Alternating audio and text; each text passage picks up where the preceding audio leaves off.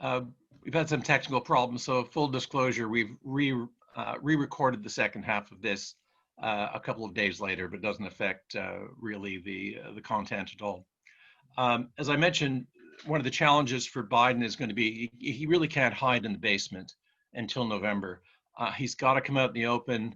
He can't have those kind of deer in the headlight moments in front of the press. His big challenge is that once you get him away from the teleprompter, that he is a bit of a loose cannon. He's known for having huge gaffes and things like that.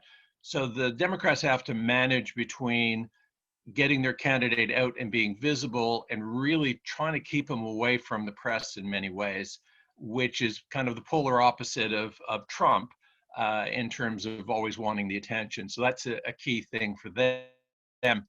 The other issue for the Democrats is they cannot run too negative a campaign. Americans are by their nature optimists. So, from the Democrats' perspective, they don't want the economy recovering clearly before the November election. They really don't want a COVID vaccine out. So, from political standpoint, obviously, personally, they do. So this is, the crux is that most Americans are praying for both a recovery and a vaccine. And the important thing is that they still do pray in America. So they have to be careful about being too negative. Um, Trump will go after Biden on the economic plans that he's set forth, which will generate higher taxes, especially on the wealthier. His carbon zero pledge or the zero carbon pledge will be expensive. He's talking about raising capital gains, corporation tax, and Trump will allege this is killing the recovery. So if you do have that beginning of a recovery, Trump will play that card that Biden will just tax it to death. The other allegation Trump will probably come back to is the what he calls the Beijing Biden, that Biden is too close to China, too soft on them, and the Obama administration was too close to the Chinese. Of course, it's a very different Chinese government than it was then. And on a personal level, it's entirely possible that Trump may go after Hunter Biden, um, uh, Joe Biden's son, who was involved with some business dealings in China. There's also a potential, too, of simply too much focus on the black vote. This cuts both ways for the Democrats. They've been accused of taking it for granted, taking the black vote taking the black vote as already in the bag, and they must be careful not to spend too much time because they're only 13% of the electorate. Hillary got 88% of the black vote. It's likely that they will overwhelmingly vote for Biden, and I just wonder if Trump's strategy is to kind of cordon Biden in, corner him in, and force him to spend too much time on the black vote when it isn't disproportionately large in many of the key states that Trump has to win. So it is a problem for the Biden campaign. It's really a political fight, as I mentioned, about the suburbs, and it's the suburbs that was caught up in the violence of the Black Lives Matter back earlier, and they are really the battleground. And if they continues to focus almost too much on the black vote, he could alienate some of the largely white suburban vote that Biden needs to hold to win. There's the Senate races, which I won't get too much into because it's a story unto itself. And in many ways, it's almost as important as presidential vote. Right now, of course, the Republicans control the Senate, 53-47, but there are 35 seats up for grabs, and the Republicans have a disproportionate number that are open and will be contested. Most of the recent polling has it virtually as a dead heat at 47-47 in terms of the ones which look settled, with about 6 top-ups. It's entirely possible the Democrats could win a slim majority, which would clearly be an advantage to Biden in terms of getting legislation through, et cetera. On to another kind of one of our other sections here is talking about the bigger picture. And I do this as an historian, looking at the meaning of the 2020 vote, regardless of who wins. And it really gets to the issue that I mentioned earlier, was about what I call the American gerontocracy. If we look back, 50, 60 years, when John Kennedy was inaugurated in 1961, and his great inaugural address, he was age 43 at the time. Compare that to Biden and Trump. He proclaimed that the torch had been passed to a new generation of American leadership, and largely it was. In the 1960 election, the average age of the two candidates, Richard Nixon being the other, was 46 years old. Presidential leadership stayed largely within that war-fighting generation, often referred to as the greatest generation, until 1993, when Bill Clinton, age 46, was sworn into office, and it shifted to the post-war generation. So that was a kind of a natural turning point. But you would have thought that the next natural turning point would have been 2008, when Barack Obama, age 47, becomes president. And this is the extraordinary thing that's happened in American politics in the last decade or so. Was it really, election of Obama did not begin the change of generation in the Democratic Party. Instead of handing the torch to a new generation, the Democrats gave it back to the older generation, which had dominated Democratic parties for the Democratic Party for the last 30 years. And it's an extraordinarily narrow demographic. Every Democratic Party candidate since 1992, except for Obama, was born between 1942 and 1948, a 6-year span. So they're just ahead of the baby boom. And they seem destined, if Biden wins, to be in power until 2024, which is quite an unprecedented feat in American history. The United States has never gone so long with one generation, one decade of people in power for such a long time. And it's not just the Democrats. The Republicans aren't much better. After George Bush, Herbert Walker Bush, lost in 1992, the next candidate they put against a really quite a young, still young Bill Clinton was a 73-year-old Bob Dole. After George Bush, the younger Bush and Mitt Romney, they ran John McCain against Obama in 2012, a 76-year-old. So the Republicans didn't change generation either. So we've ended up with Trump, again, another one born in that group in the early 1940s, when he basically wrestled the nomination away from the party establishment, who were really too weak to put up effective resistance or an alternative candidate.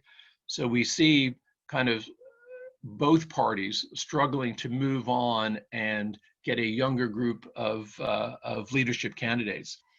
So this narrow demographic are both war babies and the very leading edge of the baby boomers. And it was at a very advantageous position, being slightly ahead of one of the biggest, the biggest demographic shifts in US history.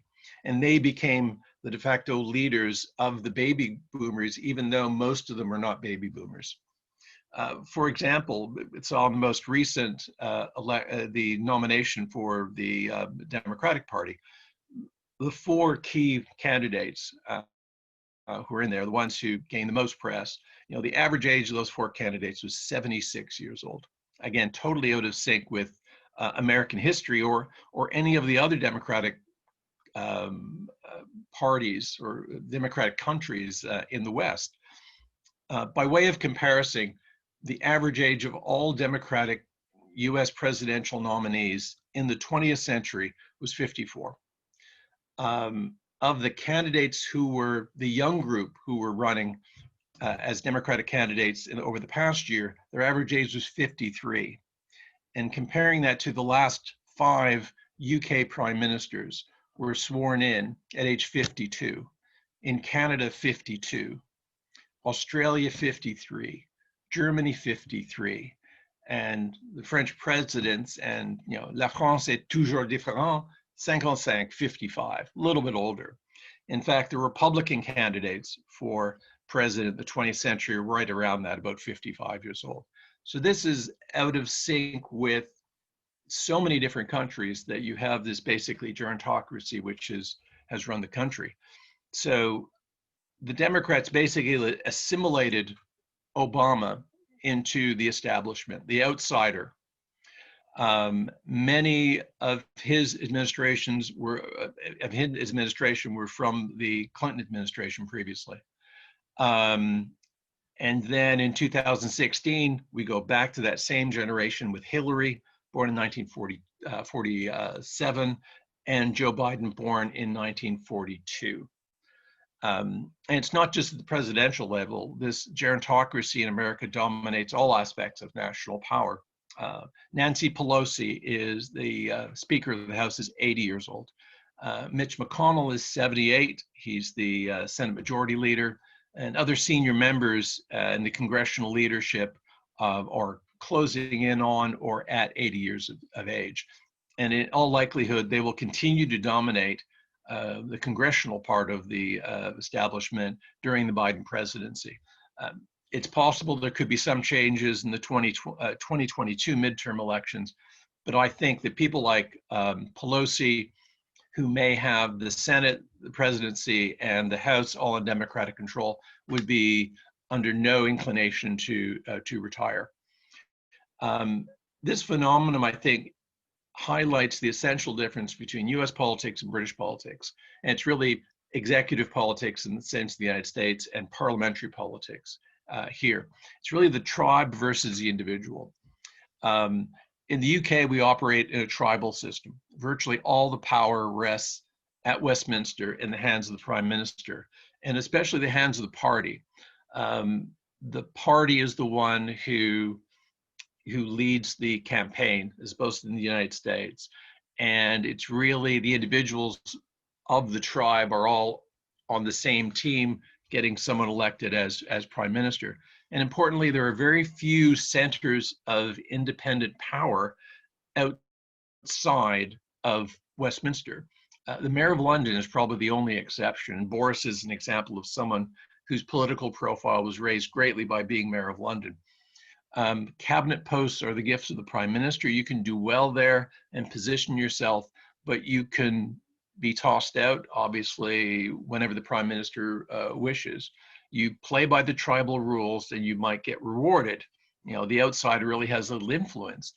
In the US, the system is individually based rather than the tribe. Each politician is basically their own individual party. They run their own campaigns, they raise their own money.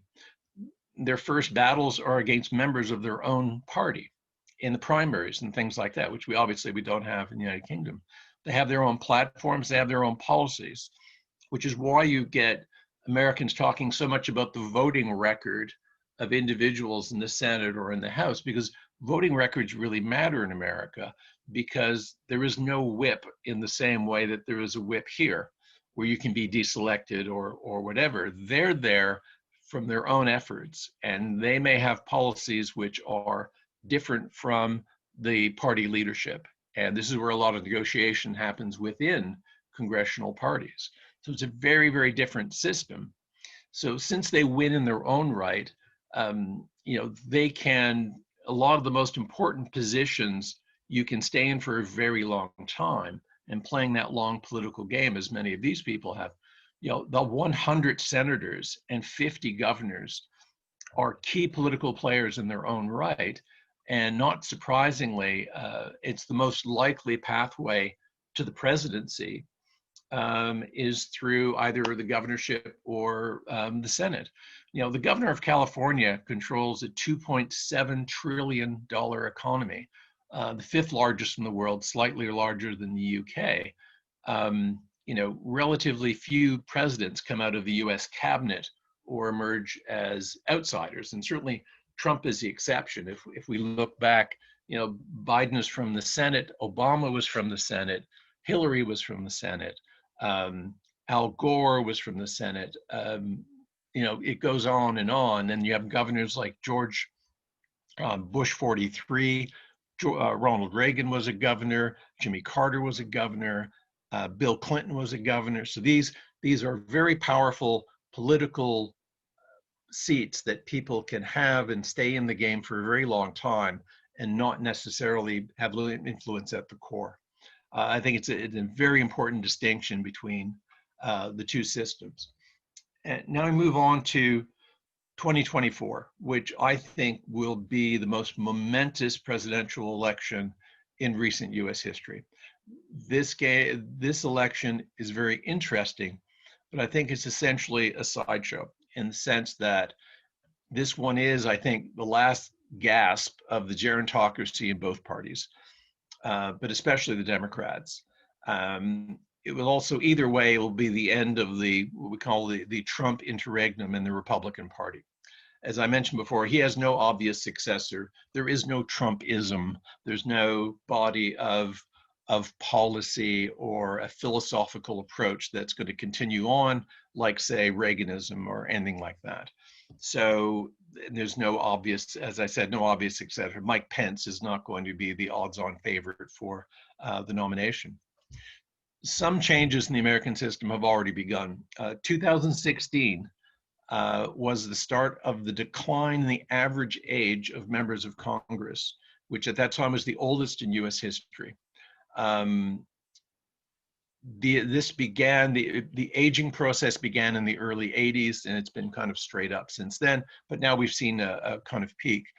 Also in this electoral round, very important that more incumbents from both parties, this is looking at the House and the Senate, have been defeated in primaries this year, like within their own party, than at any time in the last 60 years. So there are some signals that we're seeing a generational change, at least in the core membership of the House and the Senate. In terms of the presidency, should he win, Biden will enter the White House with probably the weakest personal mandate of any president, perhaps in all of US history. He will have won because he wasn't Trump. It's highly unlikely, they're worried about him getting through a first term. It's unimaginable that at age 82, Biden would run again, or 81 turning 82, he would run again. Therefore, from a political standpoint, he's an immediate lame duck. He's a lame duck because there was no great personal mandate to the Democrats winning that we have to thank Biden for.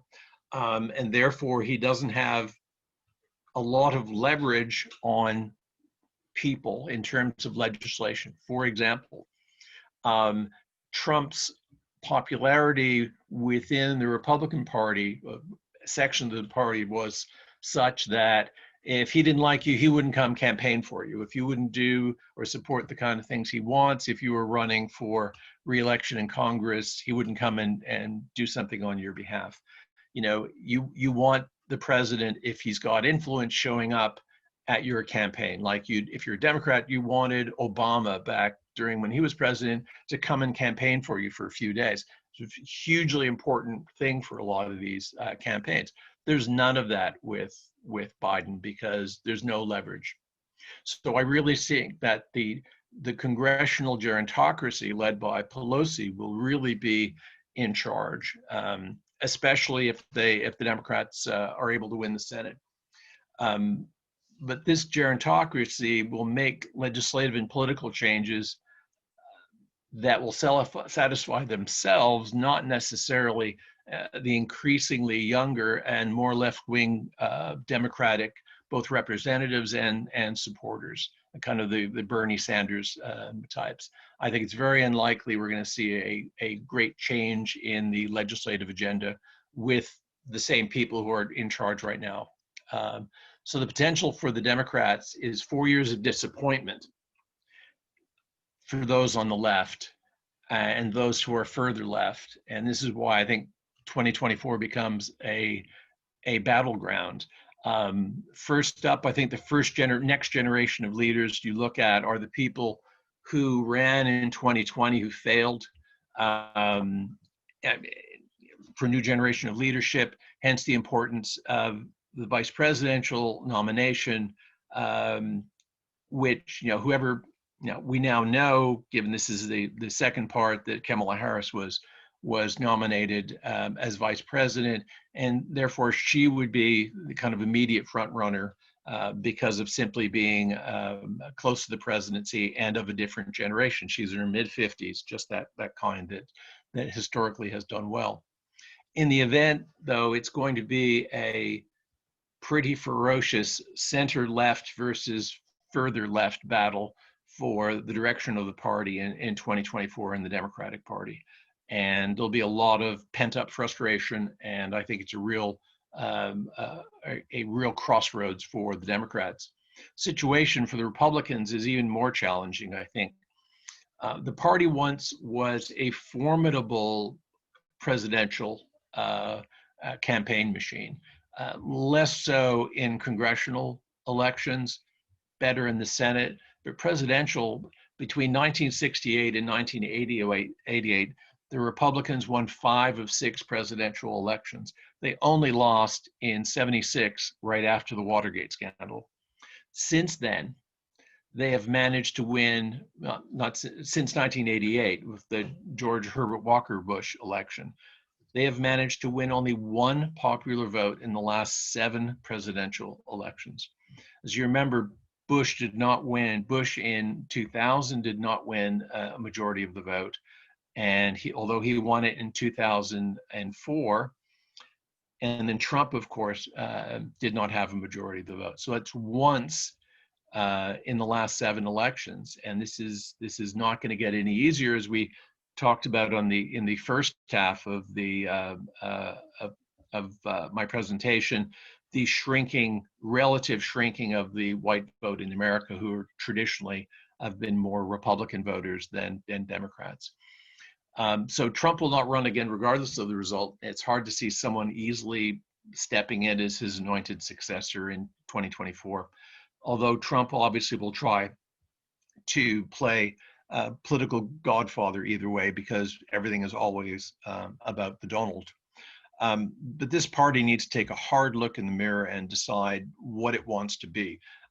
They really do need to find a way to heal the divisions between the Trump supporters and the more traditional Republican activists to broaden its electoral appeal.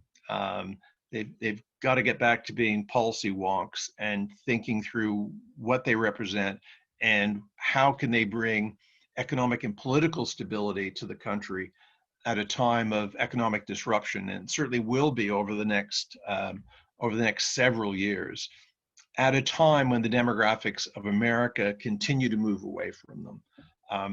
This is no small task given recent history, but it's really a question for the Republicans that they must adapt, or once again they're going to be swept aside by the U.S. electorate in 2024.